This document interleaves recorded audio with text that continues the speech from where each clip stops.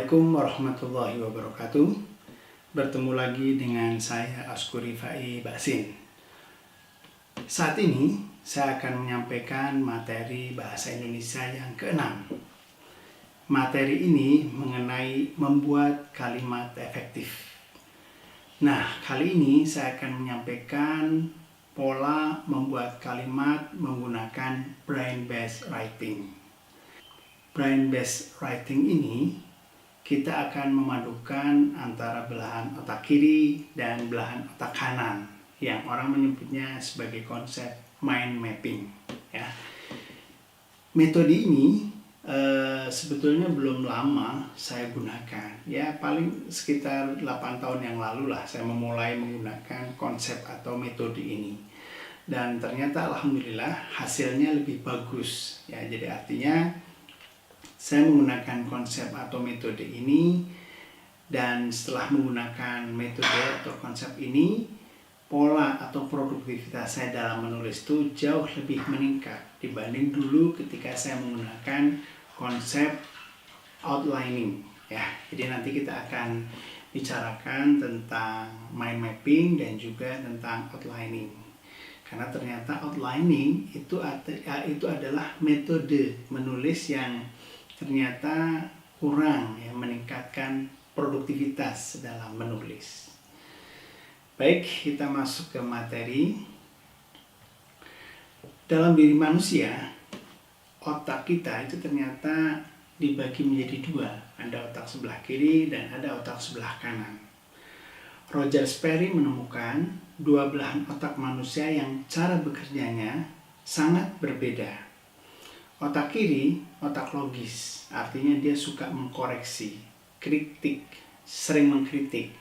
Dan otak kanan itu otak imajinatif, jadi otak yang suka mengacak ya. Jadi dia tidak terlalu beraturan, tapi lebih ke tadi ya, spontanitas. Nah, menurut Roger Sperry, itulah sebetulnya yang ada dalam otak kita. Jadi ada dua belahan otak kiri dan kanan. Meskipun saat ini orang menemukan lagi bahwa ternyata otak itu tidak hanya belahan kiri dan kanan, tapi juga ada bagian tengahnya. Oke, kita masuk. Anda bisa lihat ya ilustrasi-ilustrasi yang saya tampilkan, bahwa ketika kita menggunakan otak sebelah kanan itu cenderung sesuatu yang berbeda dengan otak sebelah kiri. Ya, kalau otak kiri itu cenderung kritis, logis, teratur, taat gitu ya, sementara kebalikannya otak kanan itu impulsif, imajinatif, penuh dengan keindahan, suka irama dan lain-lainnya ya. Oke. Nah, ternyata dalam otak kita itu antara otak kiri dan otak kanan itu ada jembatan yang namanya apa ya? Ini menurut Joy Wyckoff ya, Anda bisa lihat ilustrasinya. Ada yang namanya corpus callosum ya, jadi jembatan antara otak kiri dan otak kanan. Kreativitas muncul dari interaksi yang luar biasa antara kedua belahan otak tadi. Nah, ini menurut Joyce Wyckoff. Ini menunjukkan bahwa ternyata kita akan kreatif manakala kita memanfaatkan kedua belahan otak kiri kita ya, kanan dan kiri atau kiri dan kanan. Nah, menurut beberapa penelitian itu menunjukkan bahwa orang Indonesia rata-rata belum memanfaatkan semua belahan atau belum mampu memanfaatkan kedua belah otak ini. Jadi menurut beberapa penelitian diantaranya adalah menyebutkan hanya 5% orang Indonesia yang menggunakan kedua belah otak itu. Itu artinya menunjukkan bahwa masih banyak orang-orang kita yang memang belum mensinergikan ya, antara kekuatan otak sebelah kiri dan kekuatan otak sebelah kanan atau otak belahan kanan. Nah, ini yang nanti akan kita gali, terutama kaitannya dengan upaya agar kita mampu menulis ya. Oke. Nah, kita akan coba berlatih menulis menggunakan mind mapping. Oke. Mind mapping ini ditemukan oleh Tony Buzan. Cara kerja mind mapping adalah dengan mengaktifkan kedua belahan otak secara sinergis, saling membantu dan mendukung. Dr. Gabriel L. Rico meneliti metode ini dan menyebutnya sebagai clustering. yaitu menulis secara alamiah dengan menggunakan jembatan bernama corpus callosum yang saya sebutkan tadi. Jadi sebetulnya kalau menggunakan konsep mind mapping itu berarti menulis secara alami sebetulnya. Artinya kita itu benar-benar memanfaatkan potensi belahan otak kiri dan kanan kita. Nah, ini yang disebut dengan metode outlining. Jadi dulu ketika saya pertama menulis sampai beberapa tahun kemudian, ketika saya menulis selalu menggunakan konsep saya selalu menggunakan konsep outlining seperti ini. Dan ternyata metode outlining ini lebih artinya kurang produktif. Jadi dengan outlining daya imajinasi kita itu kurang. Jadi artinya kita kurang produktif dalam menulis. Nah, ketika konsep ini saya ganti, metode ini saya ganti dengan metode mind mapping, ternyata itu membuat saya jauh lebih produktif ketika menulis. Nah, tentunya ini bisa Anda rasakan ya ketika Anda memulai menggunakan konsep mind mapping. Akan kerasa bedanya antara outlining dan mind mapping. Baik. Joy Wyckoff juga menyebutkan pemetaan pikiran adalah alat pembuka pikiran yang ajaib, gitu ya. Jadi ini menunjukkan bahwa selama ini ada beberapa orang juga yang tidak menggunakan tadi ya potensi kedua belahan otak kita ya. Baik.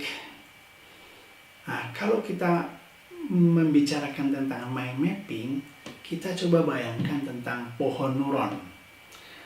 Neuron adalah sel-sel otak kita. Anda bisa lihat ilustrasinya. Ya.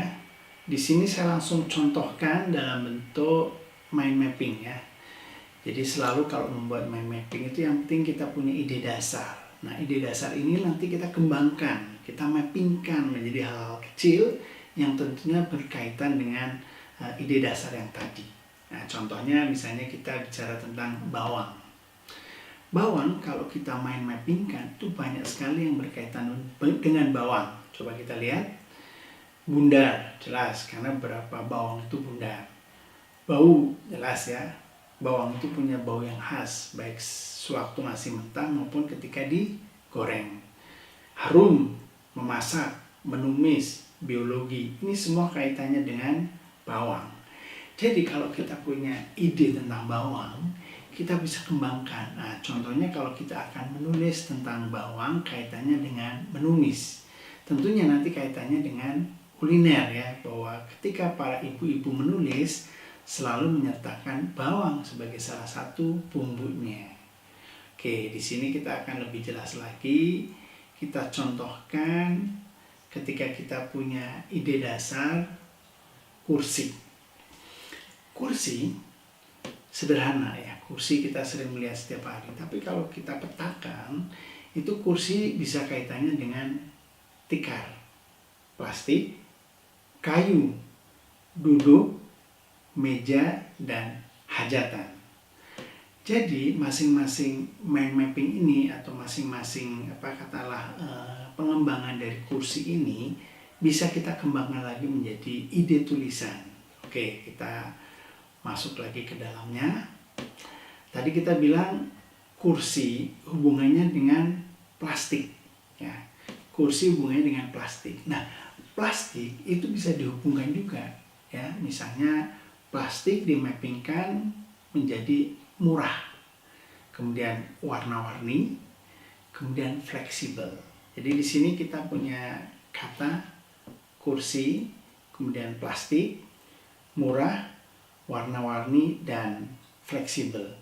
Jadi 5 kata inilah yang secara clustering nanti kita kembangkan menjadi sebuah kalimat. Kita ingat konsep penulis adalah kita bangun dengan kata, kemudian dibentuk menjadi kalimat, dibentuk lagi dari kumpulan kalimat menjadi alinea, dan kumpulan alinea itu nantinya akan menjadi sebuah tulisan. Oke, kita masuk ke dalam. Ketika kita sudah punya 5 kata tadi, kursi, plastik, kemudian murah, warna-warni, dan fleksibel, kita kembangkan menjadi sebuah tulisan. Tentunya kita hanya mampu membuat satu alinea saja dulu sebagai contoh. Nah, kita sebut kursi plastik. kursi yang dibuat dari plastik harganya pasti lebih murah daripada yang terbuat dari kayu. Nah, di sini kata-kata murah itu saya kasih huruf merah. Karena apa? Karena ketika kita mind mappingkan ada kata-kata murah. Selain berharga murah, kursi plastik bisa dibuat berwarna-warni. Berwarna-warni saya kasih warna hijau karena memang ketika kita mappingkan ada kata-kata berwarna-warni. Sehingga cocok untuk diletakkan di ruang apapun. Hal ini karena warna bisa disesuaikan dengan keadaan ruangan. Jelas, kursi plastik sangat fleksibel. Nah, fleksibel saya kasih huruf lebih tebal ya, huruf hitam, karena fleksibel itu ada dalam mind mapping ketika kita tadi membuat mind mappingnya. Coba saja lihat tikar plastik. Tikar kan bisa disebut kursi juga dan ia dapat digunakan untuk nongkrong, tidur-tiduran, selamatan, dan lain-lain. Nah, inilah contoh yang disebut menulis dengan mind mapping atau clustering. Jadi kita bikin mappingnya dulu, kita kumpulkan kata-kata yang kita dapatkan dan kita susun menjadi sebuah kalimat, kemudian dikembangkan lagi menjadi sebuah alinea.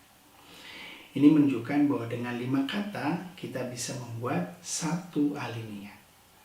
Paham kan?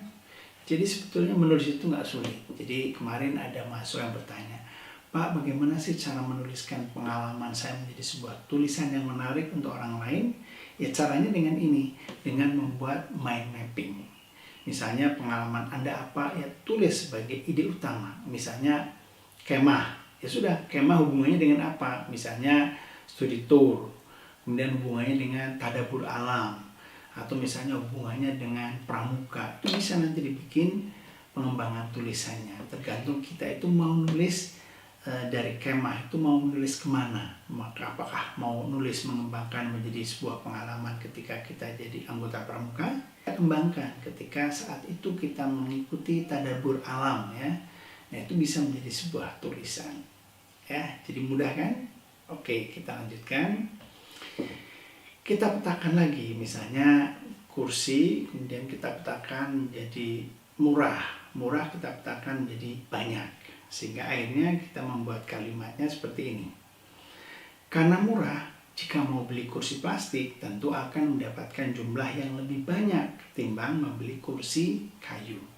Jadi semakin banyak kita mappingkan dari ide awal atau ide dasar, kita bisa mengembangkan tulisan kita semau yang kita perlukan. Oke ya? Oke, selanjutnya masuk ke contoh lain. Kursi kayu. Kemudian kayu dikembangkan lagi misalnya menjadi jati ditambah lagi mahal. Jadi ada 4 kata. Kursi, kayu, jati, mahal.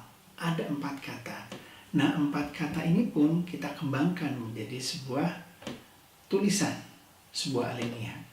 Ya, kita sebut kursi kayu. Waduh, mana kuat gua beli kursi kayu dari jati, apalagi jika jatinya jati emas. Harga kursi kayu dari jati emas itu pastilah jutaan. Apa aku perlu meneliti lebih dulu harga kursi kayu jati emas? Ya, agar berita yang kubuat jadi lebih uhuy. Aku juga perlu membandingkan dengan harga kursi plastik. Apa ada kursi plastik campur kayu jati? Mungkin harganya jauh lebih murah. Nah, ini contoh ketika tadi kita punya 4 kata ya. Jadi kursi, kemudian kayu, kemudian jati, dan mahal. Makin jelas kan?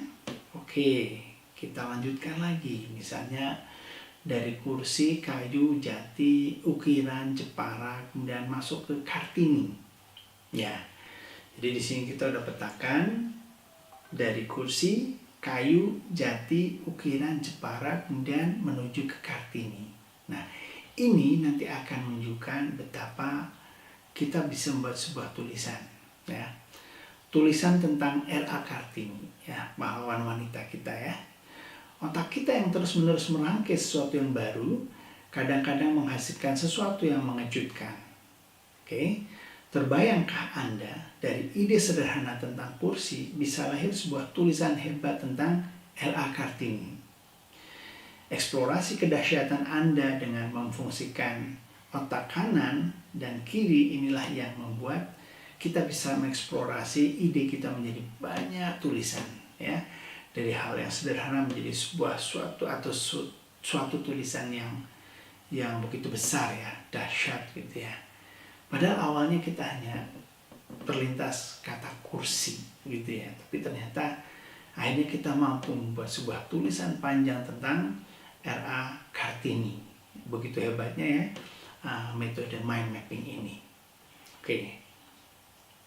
Selanjutnya kita juga bisa mengembangkan lagi, misalnya duduk ya, kursi, duduk dikembangkan lagi menjadi televisi, belajar, santai, makan, dan yang lain-lainnya. Ini semuanya bisa dikembangkan asal kita mampu mengeksplorasi otak kita menjadi hal-hal yang berkembang ya, sesuai dengan kemampuan kita. Nah, inilah nantinya Anda harus beraji ya. Nah ini nantinya akan menjadi latihan Anda lah. Jadi tolong nanti Anda segera mungkin membuat latihan. Misalnya Anda menempatkan ide awalnya apa, kemudian dikembangkan di mind mapping kan, ya, sehingga nanti akan akan menghasilkan sebuah tulisan yang berasal dari ide-ide yang sederhana. Tentunya intinya adalah bagaimana memfungsikan kedua belahan otak kiri dan otak kanan kita. Nah, itulah yang saya sebut kedahsyatan menggunakan metode mind mapping. Itulah mengapa saya tekankan kepada Anda, segeralah Anda mulai menggunakan konsep ini. Karena hal ini sudah saya rasakan. Saya mendapatkan metode ini itu dari Mas Hernowo. Jadi seorang penulis produktif ya. Beliau sekarang sudah almarhum karena 3 tahun kebelakang beliau sudah meninggal dunia karena penyakit yang diderita ya. Tapi beliau saya anggap sebagai guru ya, karena mampu memberikan inspirasi bagi saya sehingga saya jauh lebih produktif menulis. Dan dia juga udah buktikan karena hampir setiap bulan itu dia mengeluarkan buku. Jadi dalam sisa hidupnya dia menulis terus buku sampai akhirnya sudah puluhan. Ya, sekarang dia udah menulis sekitar 40 buku ya, 40 judul buku beliau sudah lahirkan. Nah, salah satunya dengan konsep mind mapping. Padahal beliau bukan dari Vkom, beliau adalah lulusan teknik mesin ITB, tapi dia mampu mengeksplorasi menjadi penulis yang produktif. Baik, itu saja yang bisa saya sampaikan untuk materi 6 ini ya, membentuk kalimat efektif ya. Dengan cara seperti ini, saya yakin Anda tidak akan kesulitan lagi untuk memulai menulis. Karena apa? Karena menggunakan metode mind mapping yang bahasa gampangnya adalah metode mencicil menulis.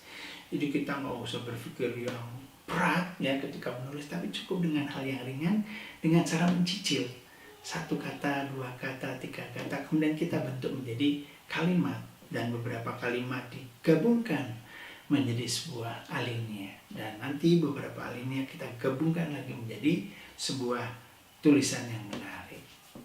Nah, untuk teknik penggunaan software mind mapping nanti saya akan membuatkan video tutorialnya ya, karena mungkin kalau pakai coret-coretan ya, pakai tangan secara manual bisa, tapi alangkah baiknya kalau kita menggunakan aplikasi atau software mind mapping. Namanya macam-macam bentuknya ya, atau versinya ya, ada iMindMap, ada mind mapping, kemudian ada yang lain-lainnya lah, saya lupa sekali karena itu ada puluhan program penggunaan mind mapping ya. Nanti kita akan cobakan saja menggunakan software mind map yang ke-8 ya, versi 8 ya. Karena mind map ini program yang cenderung murah ya, kalau kita mau beli softwarenya murah sekali. Tapi kalau kita mau nyari yang freeware, artinya gratis, juga banyak ya di internet. Anda bisa searching untuk tadi ya, aplikasi atau software menggunakan metode mind mapping. Sekian dari saya, sampai ketemu pada pertemuan berikutnya. Jangan lupa tonton terus channel saya supaya Anda mendapatkan hal-hal yang baru dan menarik. Sekian, terima kasih atas perhatian Anda. Assalamualaikum warahmatullahi wabarakatuh.